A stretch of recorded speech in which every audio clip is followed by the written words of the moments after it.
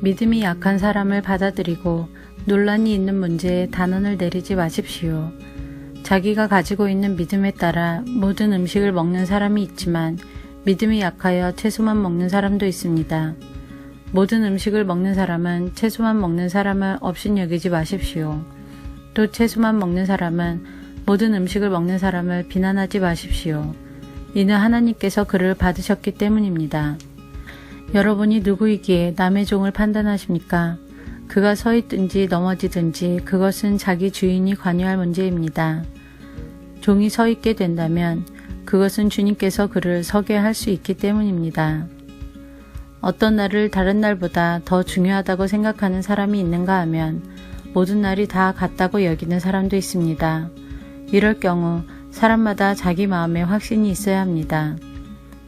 어떤 날을 더 중요하게 여기는 사람도 주님을 위해 그런 생각을 하는 것이고 어떤 음식이나 다 먹는 사람도 주님을 위해 먹는 것입니다. 그는 음식을 먹을 때 하나님께 감사한 마음을 갖습니다. 음식을 가려 먹는 사람도 주님을 위해 그리하며 그 사람도 하나님께 감사한 마음을 가집니다. 우리 중에 자기 자신만을 위해 사는 사람은 한 명도 없으며 자기 자신만을 위해 죽는 사람도 없습니다. 우리가 산다면 그것은 주님을 위해 사는 것이고 죽는다면 주님을 위해 죽는 것입니다. 그러므로 살든지 죽든지 우리는 주님의 것입니다. 그리스도께서는 죽은 사람만 아니라 살아있는 사람의 주님이 되기 위해서 죽으셨다가 다시 살아나셨습니다. 그런데 여러분은 왜 여러분의 형제를 비판합니까? 왜 형제를 업신여깁니까? 우리는 다 하나님의 심판대 앞에 설 사람들입니다. 성경에도 이렇게 기록되어 있습니다.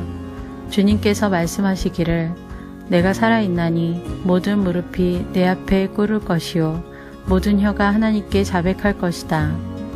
그러므로 우리는 각자 자신이 한 일에 대해 하나님께 사실대로 말씀드리게 될 것입니다. 그런즉 다른 사람에 대해 심판하지 맙시다. 우리가 더욱 힘쓸 것은 형제의 길에 그를 넘어지게 하는 것이나 장애물을 놓지 않겠다고 결심하는 일입니다. 내가 주 예수님 안에 있는 사람으로서 확신하기로는 그 자체로 부정한 음식은 하나도 없습니다. 어떤 음식이 부정하다고 믿는 사람이 있다면 그 사람에게는 그 음식이 부정한 것입니다. 음식 문제로 여러분의 형제가 상처를 받았다면 여러분은 사랑으로 행동한 것이 아닙니다. 그리스도께서 대신해서 죽으신 그 형제를 음식 문제로 망하게 하지 마십시오. 그러므로 여러분이 옳다고 생각해서 하는 것이 오히려 비난의 대상이 되지 않게 하십시오. 하나님의 나라는 먹는 일이나 마시는 일이 아니라 성령 안에서 누리는 의와 평강과 기쁨입니다.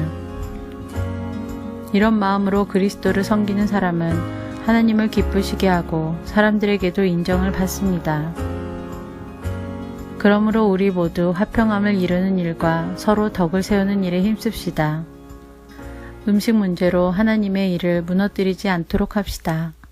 음식은 다 깨끗한 것이지만 어떤 음식을 먹은 것이 다른 사람을 넘어지게 한다면 그것을 먹는 것은 그 사람에게 좋지 못한 것입니다. 고기를 먹는다거나 술을 마신다거나 그 밖에 여러분의 형제를 넘어지게 하는 일은 하지 않는 것이 좋습니다.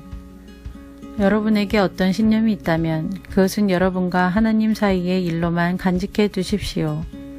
스스로 옳다고 믿는 일을 할 때 자신을 정죄하지 않는 사람은 복 있는 사람입니다. 그러나 의심을 하면서 먹는 사람은 정죄를 받은 것입니다. 그것은 믿음에서 나온 것이 아니기 때문입니다. 믿음에서 나오지 않은 것은 다 죄입니다.